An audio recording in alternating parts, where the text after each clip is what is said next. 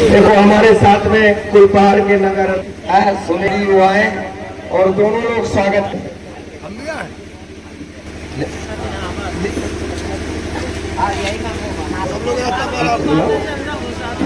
बहुत सुंदर है। परशुराम देखपाल जी कुशवाहा जी, हाँ, ये सब लिख करके तैयार करके रखना चाहिए। उतनी देर से आप लोग है ना। चलो कोई बात नहीं भैया। हाँ, राम सेवक कुशवाहा,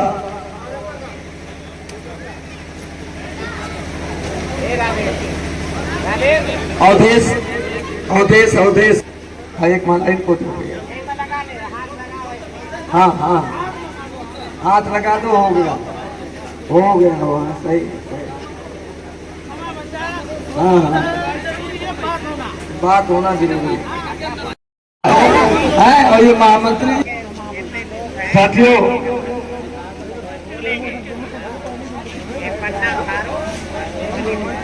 ये देखो प्रेम विश्वकर्मा को किसी ने माला नहीं पहनाया है। दीपक तुम जाओ प्रेम विश्वकर्मा को माला पहनाओ। ओके के मार साहब हैं?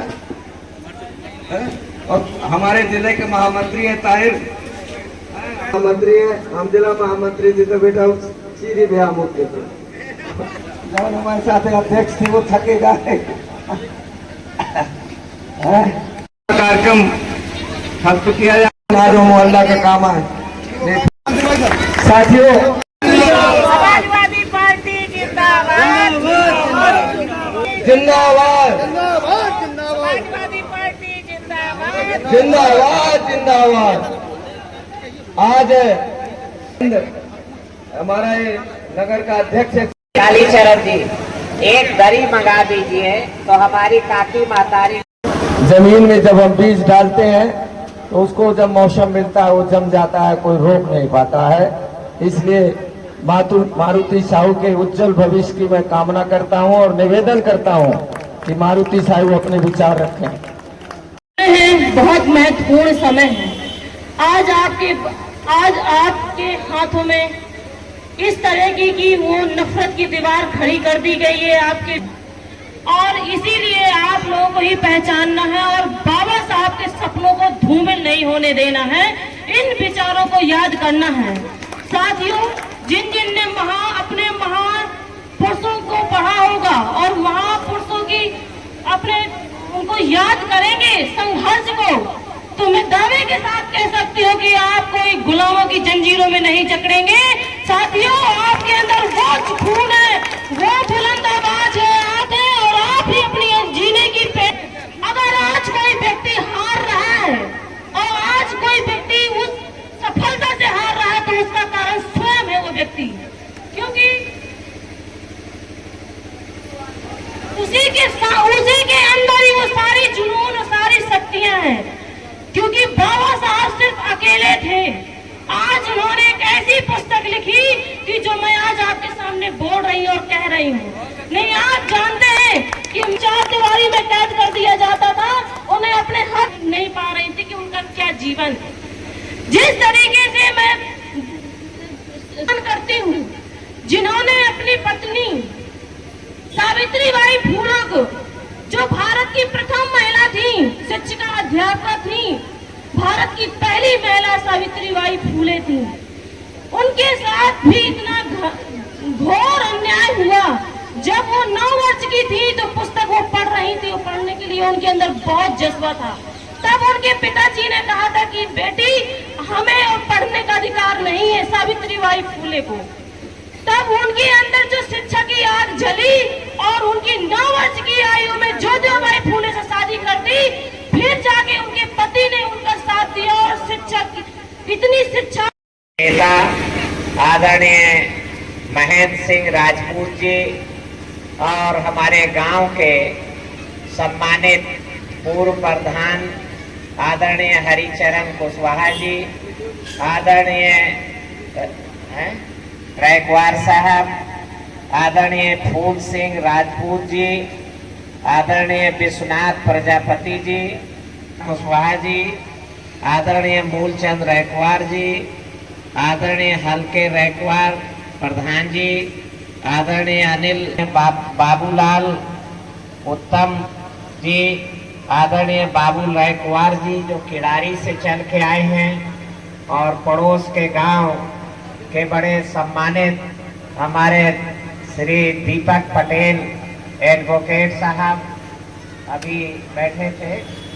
वर्ग, दलित, आदिवासी, दुखिया भाई भाई को जोड़ने का काम महोबा विधानसभा क्षेत्र में भी तेज रफ्तार से चलना चाहिए।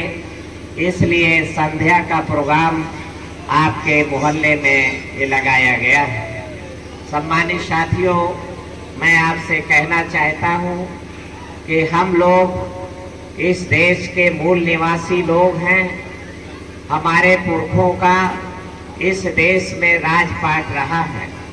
सारे देश की जमीन जायदाद राजपाट के मालिक हमारे पुरखे रहे हैं। हम लोग जातियों में भगवान ने नहीं हमें तोड़ा है। जातियां कर्म से भी नहीं बनी हैं। जो बाहर से लोग आए वो कम संख्या में थे और हमारा धन दौलत छीना, हमारी जमीन जायदाद छीनी, हमारे पुरखों का राजपाट छीना गया और हमें इस देश में गुलाम लाचार बना के रखने के लिए हमें खंड खंड में तोड़ देना जरूरी समझा गया। हमें खंड खंड में तोड़ने के लिए मुट्ठी भर लोगों ने जात पात को जन्म दिया है। जातियां हमारे पुरखों ने नहीं बनाई हैं। काछी, कुमार, अहिर, गडरिया, तेली, तबोली, दर्जी, भुर्जी, निषाद, मल्लाय, कश्यप, रैकवार, चमार, कोरी, धोबी, मेहतर आदि आदि जातियों के पुरखों ने जातियां नहीं बनाई हैं। जात पात उन्होंने बनाई है जिनको जाति के आधार पर पावलागी कही जाती है, जिनको जाति के आधार पर ऊंचा माना गया है। उन्होंने अपने फायदे के लिए, हमको तोड़ने के लिए, हमको कमजोर बनाने के लिए जातियों को जन्म दिया गया है। जब तक हम जात पात में बटे रहेंगे तो हम अपना तरक्की, अपना दुख दलिद्दर नहीं दूर कर पाएंगे। अगर हमें अपना दुख दलिद्दर दूर करना है, तरक्की करना है, अपने बाल बच्चों का भविष्य उज्जवल करना है, तो जाति तोड़ो, समाज जोड़ो, पीडीए एकता बना करके प्रधान से लेकर प्रधानमंत्री तक हम जीत सकते हैं।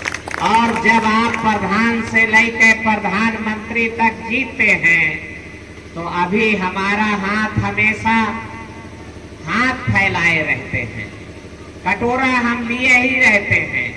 चलो मांगना है, बीडीओ साहब से मांगना है, विधायक जी से मांगना है, कलेक्टर साहब से मांगना है, कप्तान से मांगना है। जब आप करेंगे हो या मजदूर किसान, इच्छा हो एक समान, ये लोहिया जी का सपना था, यही बाबा साहब अम्बेडकर का सपना था और यही मानवर कांशीराम जी, नेताजी मुलायम सिंह यादव का सपना था। मेरे भाइयों, इसलिए शिक्षा की संपदा पर कब्जा करना जरूरी है। और तीसरा कारण, चौथा कारण हमारी गुलामी लाचारी का कि हमारे लिए असलहा रखना वर्जित कर दिया गया, कि ये लोग शस्त्र नहीं धारण कर सकते। इनके शास्त्रों में लिखा है, आजो लिखा जरा, कि शस्त्र और शास्त्र दोनों से शूद्रों को वर्जित किया गया है। शास्त्र नहीं ये पढ़ सकते और हथियार नहीं उठा सकते। माननीय अखिलेश यादव ने ऐलान किया है कि हमें सरकार बनाने का मौका मिलेगा तो हम अपनी जनता को आत्मरक्षा के लिए असलहों से भी सुसज्जित करने का काम करेंगे। अपनी रक्षा के लिए मारुआ लोग हमारी बहु बेटियों पे नजर डालते हैं।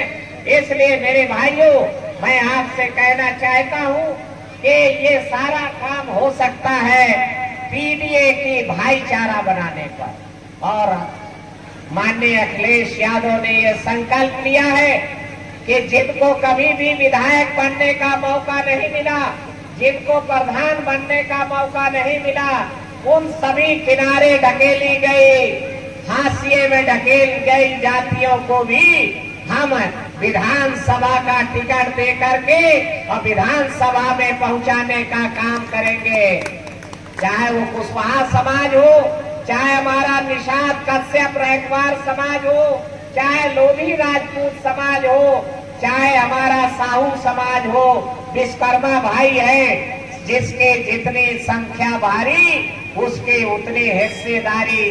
पाल समाज, प्रजापति समाज को भी माननीय नेताजी मुलायम सिंह यादव और मान्यवर कांशीराम जी के जब गठबंधन हुआ, जोड़ी एक चली बन करके, तो उत्तर प्रदेश की हर जात को विधायक और संसद बनाने का काम, और इसी के तहत माननीय फूलन निषाद को माननीय नेताजी मुलायम सिंह यादव और माननीय कांशीराम जी ने मिल करके जेल के फाटक तोड़े, और जेल के फाटक तोड़ करके वीरांगना फूलन निषाद, जो हमारी शान स्वाभिमान के प्रतीक हैं, जिन्होंने हमें लड़ना, शराब के अड्डे हर जगह, हर गांव, हर मोहल्ले में खोल रहे हैं, जो हमारे लिए नुकसानदायक है, उसके हर जगह अब तो होम डिलीवरी चालू हो गई।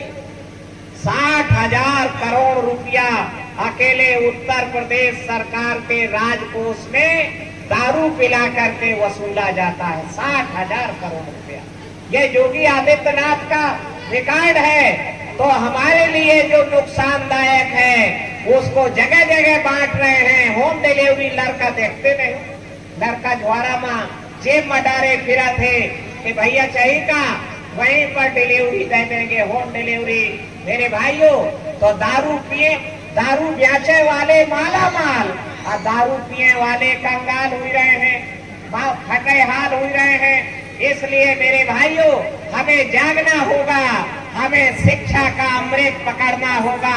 शिक्षा वो शेरनी का दूध है, जो पिएगा वो दहाड़ेगा, और जो दहाड़ेगा वो लड़ेगा, और जो लड़ेगा वो जीतेगा और आगे बढ़ेगा। इसलिए शिक्षा पर कब्जा करना होगा। और ये हमारे लिए तो माननीय अखिलेश यादव ने ऐलान किया है कि हमारी सरकार आएगी तो हम प्राइमरी शिक्षा को जवाहर नवोदय विद्यालय के टक्कर की शिक्षा वो बनाने का काम करेंगे, ताकि हमारे बच्चे भी ऊंची क्वालिटी की पढ़ाई पढ़ सके।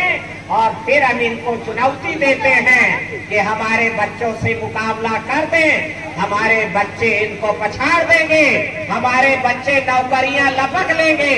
अभी हमारे पास तो घटिया पढ़ाई पढ़ा रहे हैं, उनके बच्चे ऊंचे इंग्लिश मीडियम में पढ़ रहे हैं, और हमारे बच्चे पढ़ रहे हैं मिड डे मील खाओ, टाठी बजाओ, घरे जाओ। इसलिए मेरे भाइयों, हमें इस सारे राज को समझना होगा। और अगर ये बहुत ईमानदार लोग होते, अगर ये धर्म के भगवान के डरते होते, तो अयोध्या में राम के दरबार का करोड़ों रुपया लूट लिया इन्होंने। वह अपने वीडियो में देखते होंगे, रोज लड़के आपको दिखाते सुनाते हैं।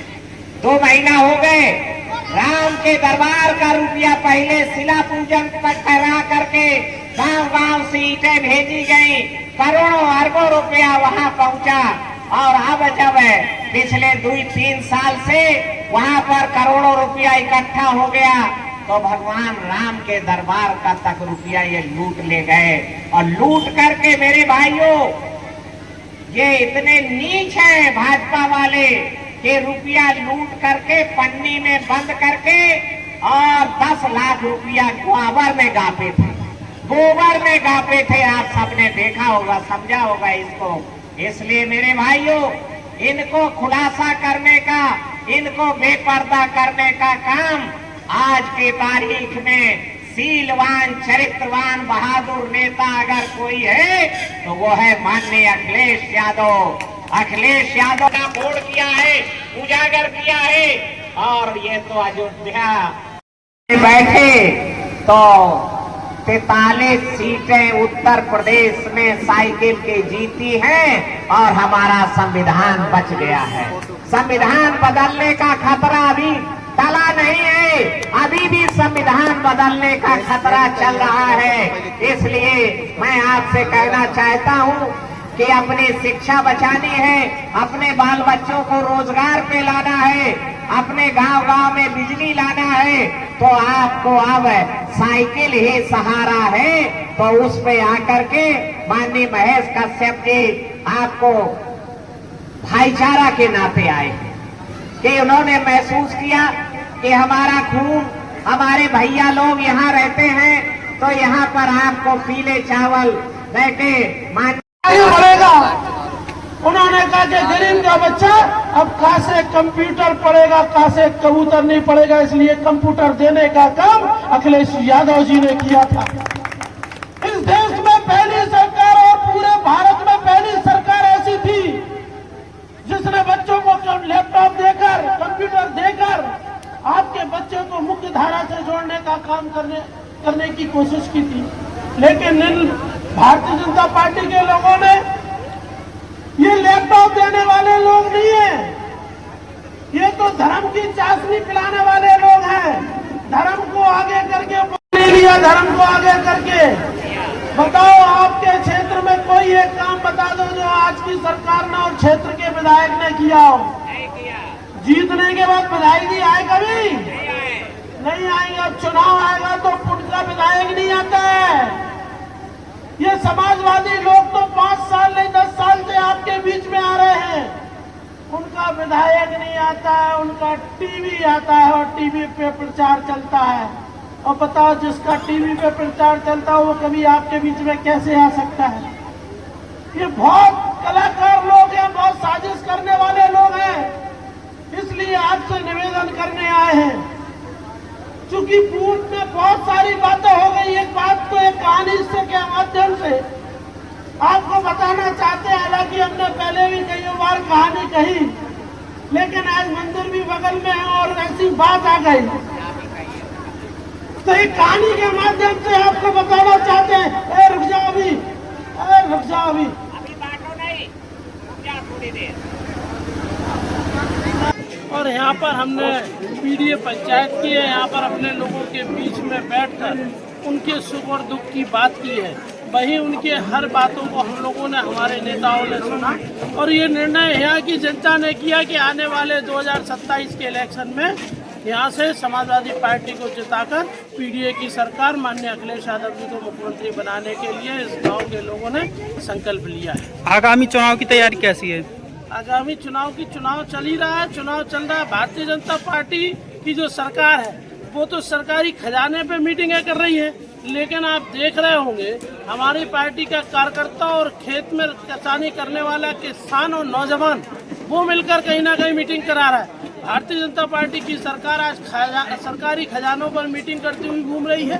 तो चुनाव चलने की हमारी जो तैयारी है वो पूरी तैयारी है। कल अगर चुनाव डिक्लेयर हो जाएगा तो हम लोग पूरी ताकत से लड़ेंगे और चुनाव जीतेंगे भी। जनता को क्या संदेश देंगे?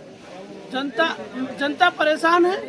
जनता उल्टा हम लोगों से बोल रही है, खाद बीज, लाइट, बिजली, शिक्षा, बेरोजगारी, परीक्षाएं। आज तक ये भारतीय जनता पार्टी की सरकार आज तक एक भर्ती परीक्षा को सफलतापूर्वक संपन्न नहीं करा पाई। ये सरकार की जो नाकामी है, विफलता है, वो जनता के बीच में है। आप आज महंगाई की स्थिति देख रहे हैं कि महंगाई कितनी है, चरम पर महंगाई, बेरोजगारी चरम पर, महिला सुरक्षित नहीं, बेटी सुरक्षित नहीं, पढ़ाई महंगी, डीजल पेट्रोल के दाम आसमान छू रहे। इसलिए आज के मौके पर जब जनता के बीच में आए तो जनता ने तय किया है कि आने वाले 2027 के आम चुनाव में समाजवादी पार्टी को ऐतिहासिक इस महोबा से तो जिताएंगे, संपूर्ण उत्तर प्रदेश से जिताकर समाजवादी पार्टी की सरकार बनाएंगे, अखिलेश यादव जी को मुख्यमंत्री बनाएंगे। महोबा पर कितनी सीट लाने का उद्देश्य है? 2 सीटें हम दोनों इस बार जीतेंगे। दोनों सीटें फुल बहुमत से और बड़े अंतराल से समाजवादी पार्टी महोबा की दोनों सीटें जीतने जा रही है। राम मंदिर में चोरी का क्या कहेंगे? राम मंदिर, असल में ये जो चोरी, ये राम मंदिर की बड़ी चोरी। ये चोरी पैसे के साथ साथ लोगों की भावनाओं की चोरी है, आस्था की चोरी है। आप देख रहे हैं भगवान राम का मंदिर नहीं छोड़ा इन्होंने, सीटें चोरी कर ली, चुनाव चोरी कर लेते हैं। ये चोरी इनकी फितरत में आ गई है, इसलिए जनता ने मन बना लिया चंदा चोर गद्दी छोड़ का नारा। ये जनता का नारा है, समाजवादी पार्टी का नहीं है। इसलिए जब भगवान की चोरी की है तो यही जनता, इसी जनता ने आपको मुख्यमंत्री बनाया 17 में 22 में, और यही जनता आपको मुख्यमंत्री से नीचे उतारने वाली है। अखिलेश यादव जी को मुख्यमंत्री बनाने के लिए जनता संकल्प ले चुकी है। अब सामान्य अखिलेश यादव हैं जिन्होंने राम के दरबार का करोड़ों रुपए का चोरी का मामला उठाया और उठा करके उजागर कर दिया। भगवान राम का दरबार का जो अरबों का रुपया लूटा जा रहा है उसको बचा लिया। तो असली राम भक्त तो माननीय अखिलेश यादव हैं जिन्होंने कि भगवान राम का दरबार का पैसा बचा लिया है। और आगे अब इनको नहीं होंगे, अगर ये आगे चोरी का डाला करेंगे तो इनको रंग देंगे हम।